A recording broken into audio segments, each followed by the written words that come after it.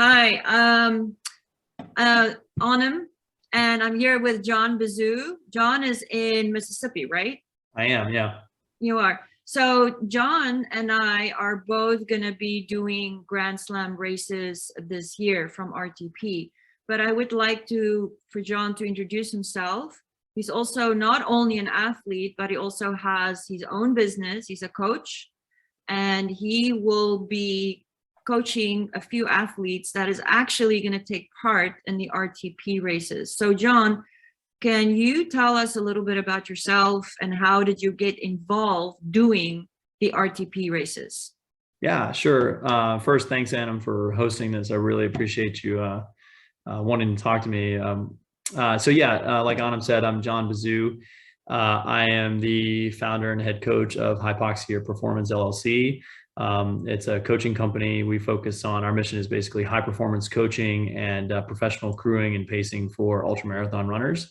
A little bit about me: I'm a 20-year Army veteran, retired in 2018 from the United States Army Medical Service Corps. While I was on active duty, I had the fortunate, I was, obviously did all the jobs from junior officer all the way up to senior officer, but was fortunate enough to be in one of my last jobs, the director of human performance for 4th Infantry Division in Fort Carson. And that's kind of what got me started on this path, because essentially I was a glorified wellness and fitness guru guy who managed a large human performance program for 25,000 soldier athletes. So that's kind of what got me into the coaching business and into this world. I've always been athletic, wasn't always a runner, but started taking running seriously. My first ultra marathon was in 2010. And really after that, just kind of got the bug and started running there. As far as Racing the Planet goes, it was kind of an interesting genesis. I was thinking about that today. It started with the documentary. I'm sure most of you, if you're familiar with Racing the Planet, have seen the documentary that's out there on the various streaming channels called the Desert Runners. The 2007. Yep. Yeah, are you kidding me? That's the one that actually, because, and I'm going to jump in here a little bit, because Sure. the fact that you mentioned that, it's incredible, because I was thinking about it, the same thing. And I kind of lost my father in 2017, and I kind of lost my mojo and racing and everything. And he was my inspiration. And Benji put these 4 documentaries of Amazon in front of me one day, and he just sat me down and he said, just look at something, just get inspired by something. And none of the others inspired me. And I watched this documentary of, I think it was 4 people that they in 2007, and they actually, that was the last time they ran the race in the Sahara.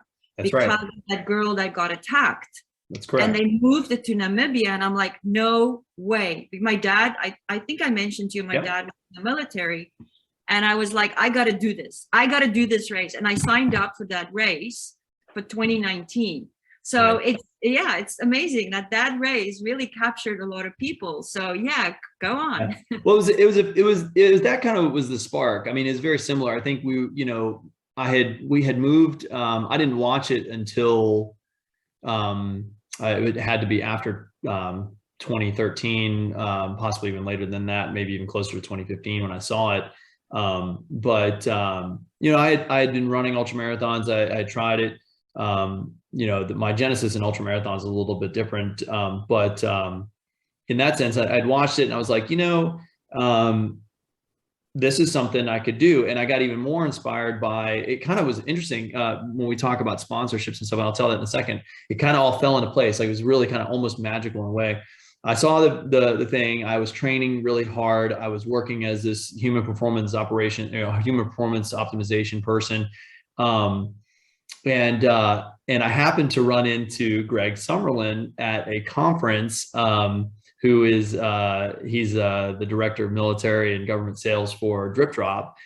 And I mentioned I had kind of already understood. Yeah, exactly. Let me got my little bottle here with my little Drip Drop symbol on there. But I had run into him, and he approached me, and I kind of like almost was put offish. I was like, he's like, hey, have you ever heard of drip drop? And I was like, oh no. And I kind of looked at, I was like, at the time I was very low sugar. We'll talk about nutrition later, but I was like, it's got too much sugar, you know? So I was like, I kind of blew him off a little bit, and we started talking, and I said, have you ever considered sponsoring athletes?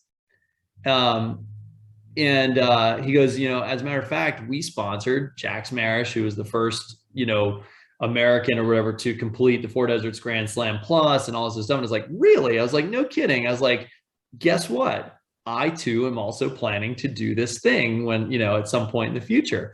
And that's how our thing got together. But yeah, it was kind of magical in that sense. So it kind of all started as weird, like dream a little bit, like, I think I can do this. And then it was like, you know what, this is something I can do. And now it's kind of become this really hard obsession for me and everybody else. But I'm gonna stop you, because that's the good stuff. That's the good stuff. So because I want to know that, like, we met each other because we were going to do the Grand Slam Plus in 2020. Mm-hmm. And that's how we got to get to know each other. But also 2020 was the year which everybody was raving, it's going to be epic year, it's going to be this amazing year. And then we got hit by COVID. And I know a lot of athletes were just like going insane because there was no races. Right. How did this affect you, not only physically, mentally, and spiritually, but how did it keep you motivated, knowing that there's the unknown of you don't know when it's going to take place? Yeah, that's a good question. I'll kind of break it up, I guess, a little bit into a couple ways. I mean, the first and foremost, I mean, like I set myself on this path in 2018. I had been working my way up, you know, in distances and so forth and so on, from, you know, 50Ks to 50 milers to 100Ks. And then ultimately I took the jump into a 100-miler distance, kind of, you know, after a lot of training, a lot of time. And I, you know, again, I always had this in the back of my mind, and I put a lot of effort into it. I mean, I retired from government service in June of 2018. And we already knew at that time that this was on the radar for 2020, right? I mean, 2020, you know, 2020, the big year.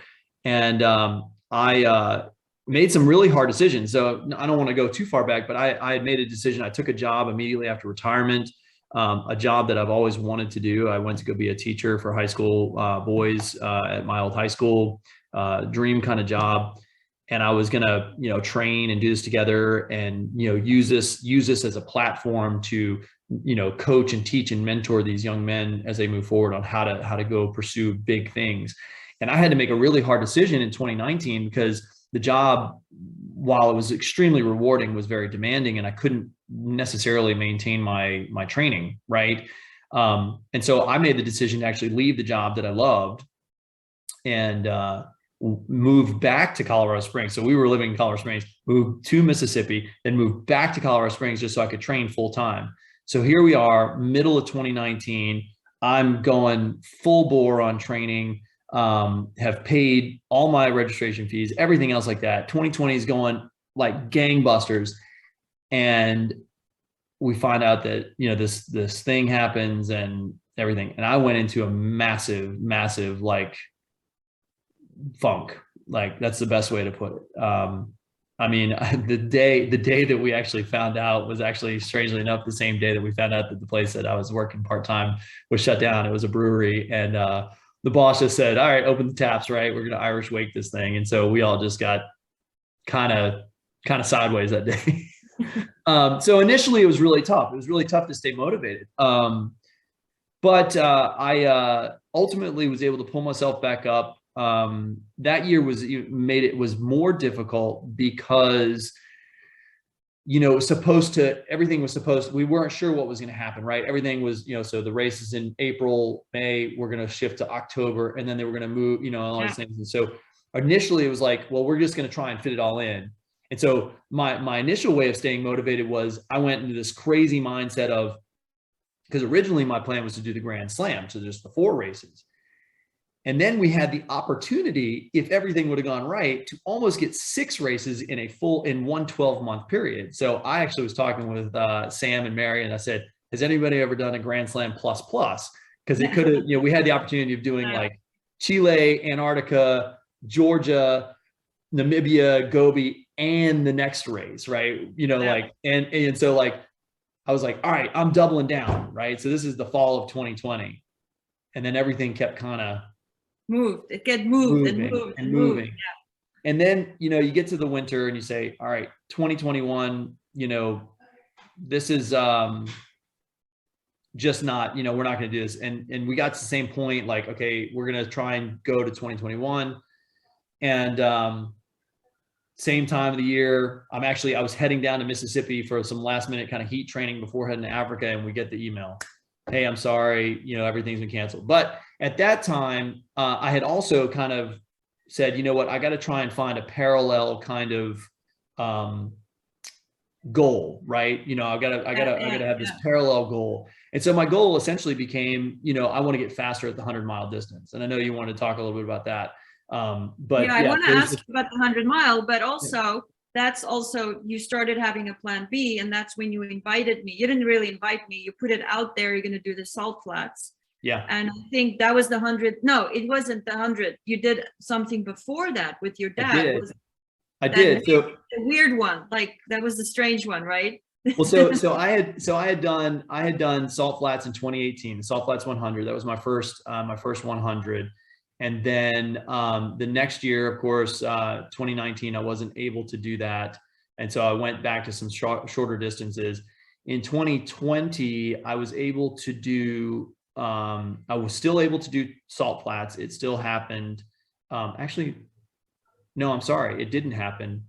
But at the end of 2020, I had been training and so forth and so on. I actually did Pony Express, which is in Utah, right? Yeah.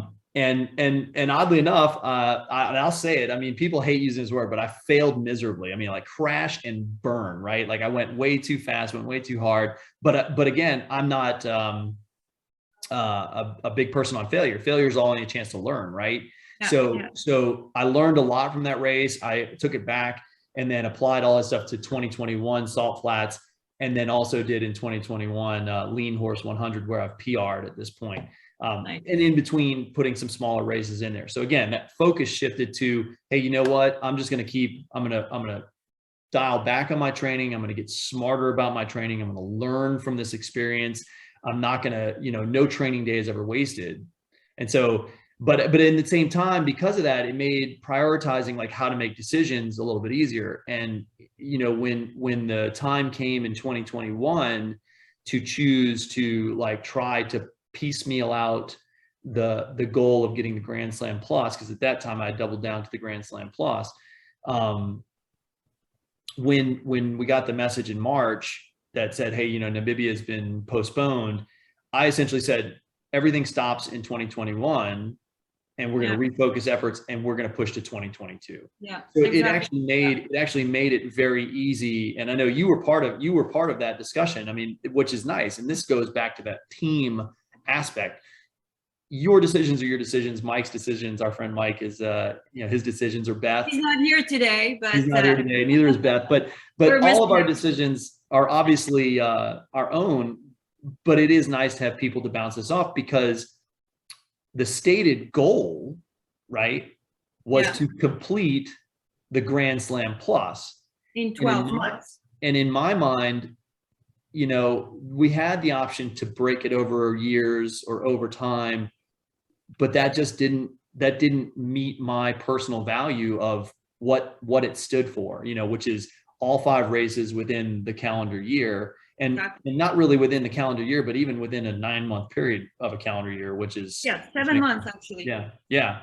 So it was kind of a, you gotta, when you have a goal and you have that kind of thing in the mission, it's like, there are some times that you can make some adjustments, like this year is going to be an example, but at the time, that's not what the mission was. The mission was to go after a thing, and I'm going to get that thing. So I'm not going to. Yeah, exactly. And that thing that we are going after, that people have to understand that, we're talking about something that people think that is easy for us to do, because the way we train, and we might make it look like it's easy, but there's a lot of hard work. that goes into preparing for a stage race. Now, doing 5 in 1 year, you really have to pace yourself, because I'm sure a lot of people that are doing it, I think there's about 15 people doing it, they have other lives. It's not just what they're focusing on. And God, good luck to the person. I'm happy for the person that can only focus on that. But the thing is that it takes a lot of work, and it takes a lot of preparation for a stage race to happen and to be successful, because it takes the training, it takes the nutrition, it takes the mental preparation, even the spiritual preparation, and also preparing the people around you because of all the training that you've done. And I know that you are working with people that are going to participate in some of the races that you are doing. And you were telling me earlier, if I may share this, that these people are high professionals. They have jobs, doctors, that intensive care, that's very intense. So how do you think they adjust to be able to do this type of training? How do you work with them as a coach to prepare them for something that's so big? Well, like you said, I mean, it's interesting because, I am fortunate. You're right. I am fortunate because I've, other than my coaching job, which I can pick and choose how much I do, how many clients I take on or whatever, I do have full time to prepare for this thing. But I have several. One will be racing Namibia with me. She's an intensive care doctor in the UK. And she has, for lack of a better term, struggled to be able to maintain a regular training schedule. I've had to, the only way that I've been able to really, I guess what I do is I take it on myself to understand, right? And it's less about being that coach that, is very focused on those, those metrics, right? That like, oh, well, you need to run so many miles or do so much intensity, volume, or, these kinds of things. Like, it's real easy to get lost in that and forget the fact that, belief is actually like the most important thing. Belief and confidence and those kind of things. I mean, if you have the belief, if you have the confidence and those things, you're halfway there, right? You're probably more than halfway there. And so it's shifted a lot.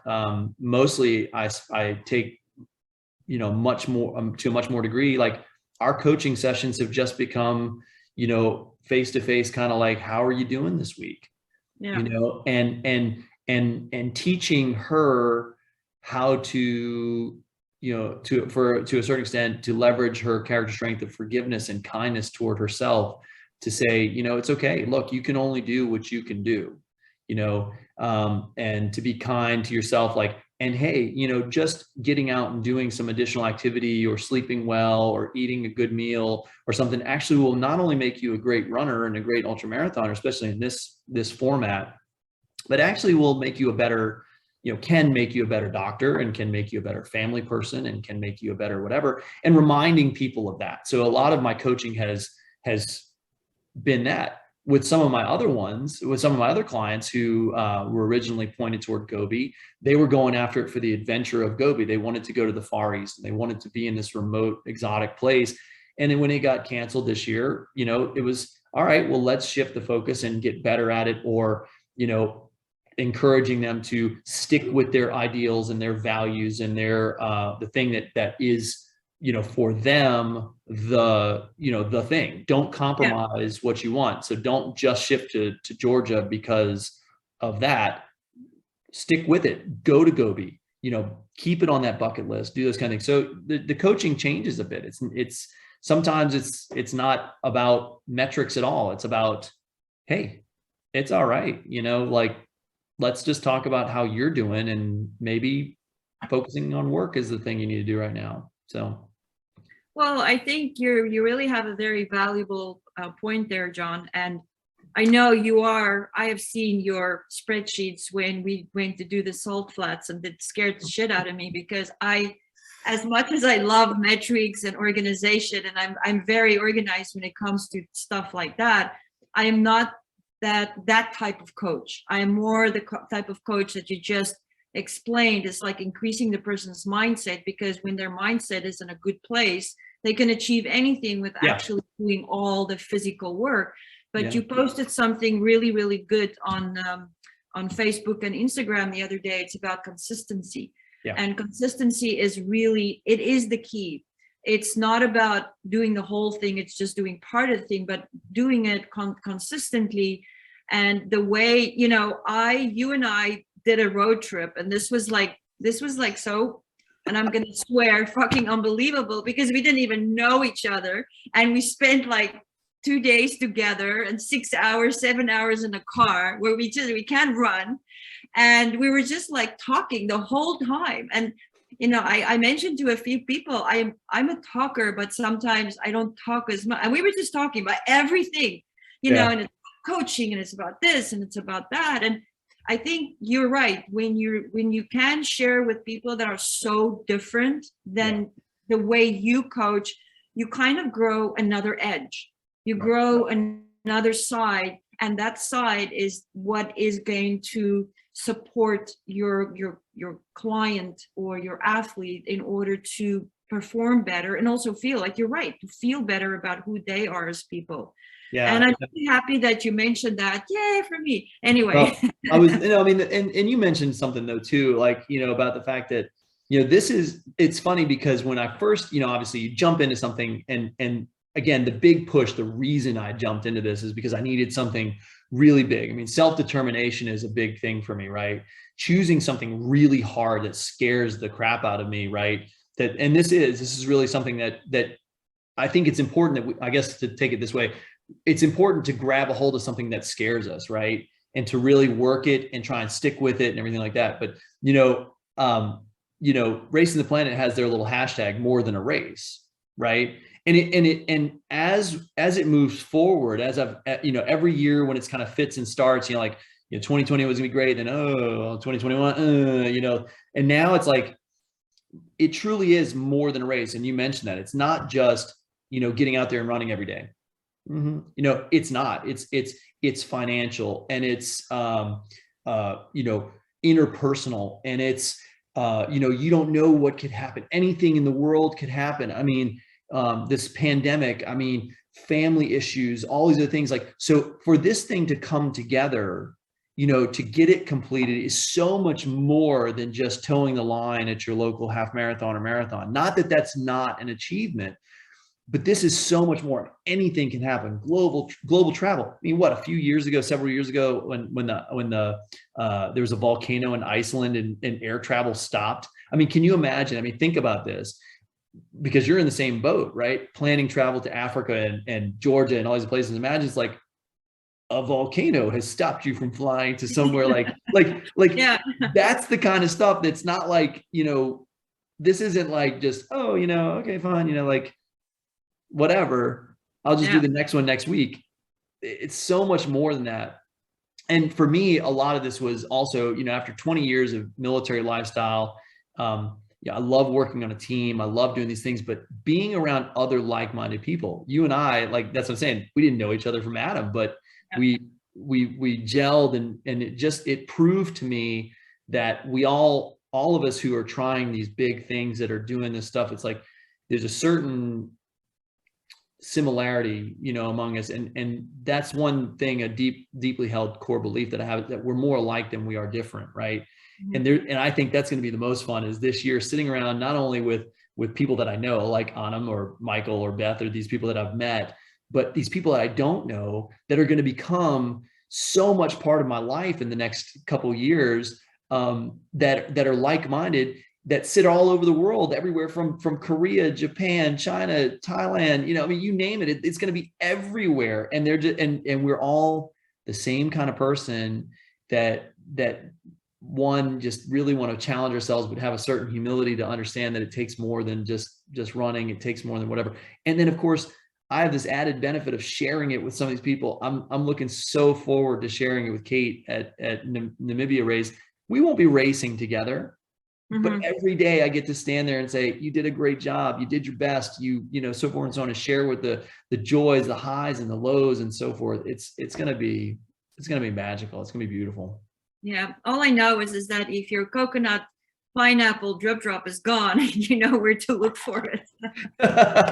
Well, we're gonna have to, hey, look, I got one right here. Yeah, yeah. I'll hand it to you. I'll hand it to you through the screen.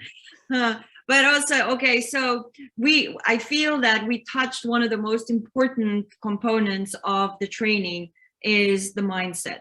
And this has become such a great thing. It's increasing performance via stress and resilience. And I see all this stuff, the master classes, everybody is kind of focusing on strengthening that. So I think you and I are quite, we should start our own master class. But anyway, that's besides. Well, hey, you know, I am doing an article. I haven't finished it yet. I'm, you know, again, trying to train and do everything else, but I'm actually writing an article called The ABCs of Ultramarathoning, and that touches on the cognitive behavioral therapy. And yeah, you did, what was it called? CIT or something? You were working with some kids?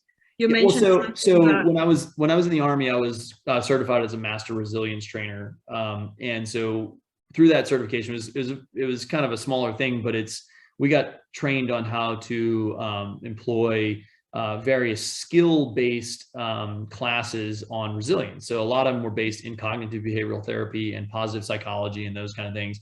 And when I was fortunate that when I went to go teach at the school, I was able to take a lot of that same schooling and actually like pass it on to the boys, right? I think it's extremely important. So I don't want to get too in depth on that, but at the same time, that was a big thing. But yeah, so ABCs is just it's a concept in cognitive behavioral therapy that stands for the activating events, beliefs, and the consequences of things.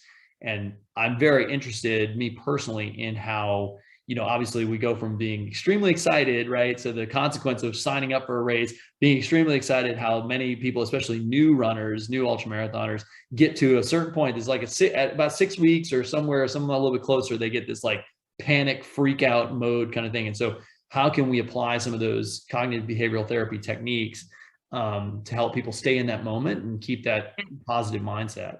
Yeah. I will be looking forward to you finishing that article. I will share it with you. Don't worry. Okay, so now what we covered the mindset, which I think was a key component. I want to talk to you. I want to hear your take a little bit on nutrition, because I think I'm going to assume that your nutrition is really, really specific, and you know exactly when. Because I have seen that chart, that spreadsheet that your father was your support, and it had the temperature of the morning, the sunrise, the sunset, and I was like, holy crap! I'm glad it looks impressive, because if you really saw like how it works, it was an ugly baby. Let's just put it that way. You know, oddly enough, I mean, to kind of make light of it, not really light of it, I've been home in South Mississippi, right outside of New Orleans, for the last several months, and it's carnival season. Okay. And I mean, I don't know who's going to watch this, but somebody out there knows what carnival season is, especially down here. And lately it's been, my diet has consisted a lot of king cake, which is like kind of a brioche type bread with a lot of sugar and icing and stuff on it. So, yeah, great carb loading. Wait. Before you go on, I do have to say one thing, okay? I know you know where I'm gonna go with the nutrition here. Yeah. So John and I went, I went to a race with John at the Salt Flats, and it was amazing. And needless to know, we were gonna go and drive the course that day. I thought we're only gonna go out for like an hour or so, but I should have known better. We went and drove the course, and yeah, it was very interesting, but it was a lot of fun. And at the end, I thanked you. Remember, I said I'm glad we did it, because it was a tough race.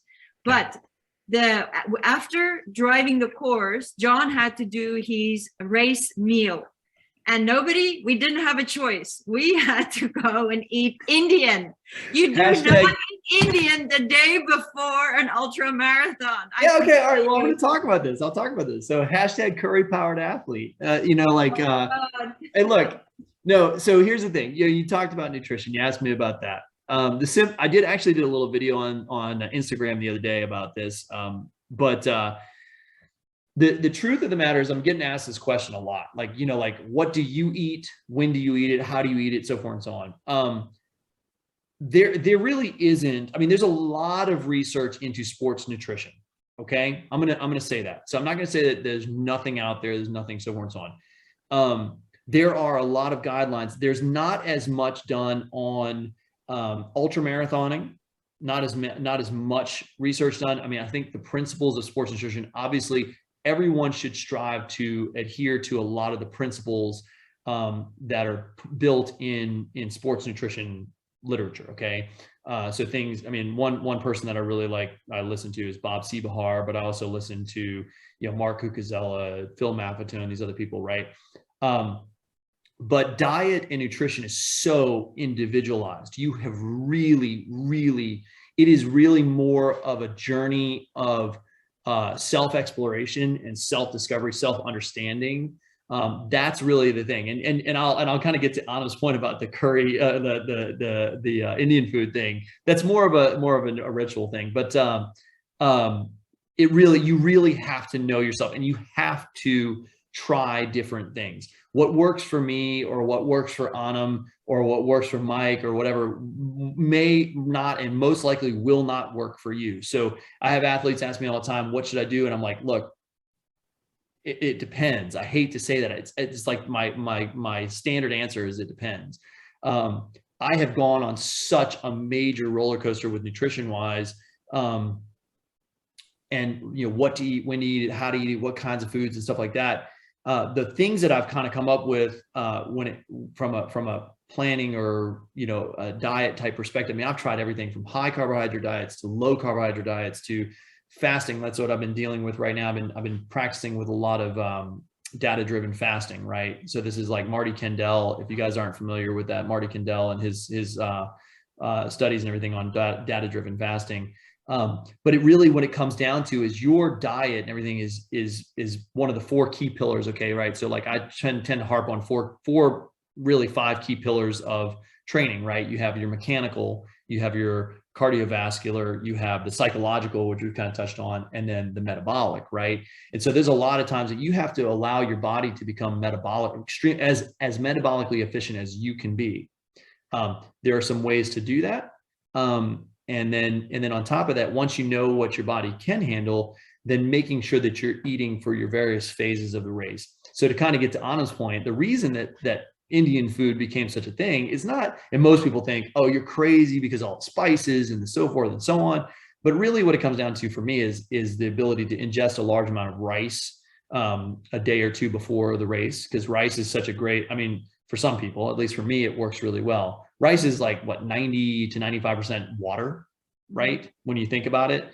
And then the rest of it's just a complex carbohydrate, slightly complex, a little bit, it's got kind of a quick carbohydrate, and is a really, in my mind, a really great way to do that carbo loading, because it goes in, we know how nutrition works. You take it in, it breaks down, it goes into your small intestine, and then it goes into your bloodstream. And so it's a nice slow way of getting a complex carbohydrate into your system. The rest of it is just flavor, right? I mean, it's just, vegetables and so forth and so on. And I've never had an issue.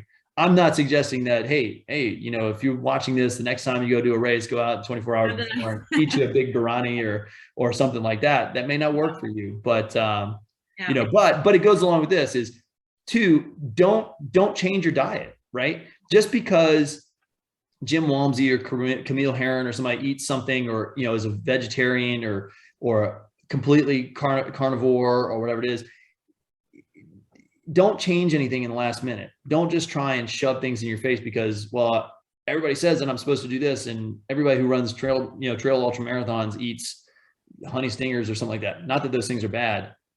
But you have to. I wonder why you said honey stingers. I did not say. I don't know why I said honey stingers. No, I'm just saying because I think that is one of Mike's sponsors. It is. Yeah, it is. Yeah.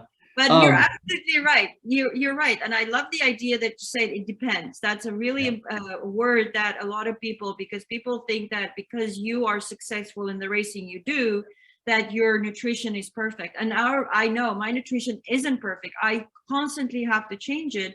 And it also depends on the intensity of your work, that you do. So there takes a lot of things go into the nutrition that you choose. Nutrition's so complex. Yeah. It's probably Very more complex than anything else. So you just, again, the biggest takeaway is, one, I'm a running dumpster. Okay. I mean, I've eaten everything from Indian food to burgers to burritos, bacon, beer during a race, shots of wild turkey and ginger ale. I mean, it's kind of like whatever you can handle, right? I'm not suggesting that those are the best things in the world to do, but you know, it's whatever you can handle. But it really is just, you have to experiment with this and you have to try it. You have to practice it throughout the year. You cannot just get to 3 weeks before and go, okay, so now what do I do? This is a full year practice thing that you have to go, you know, soup to nuts on. So literally, absolutely, figuratively. You know, John, I think that I think we're going to wrap it up, but I do think that we should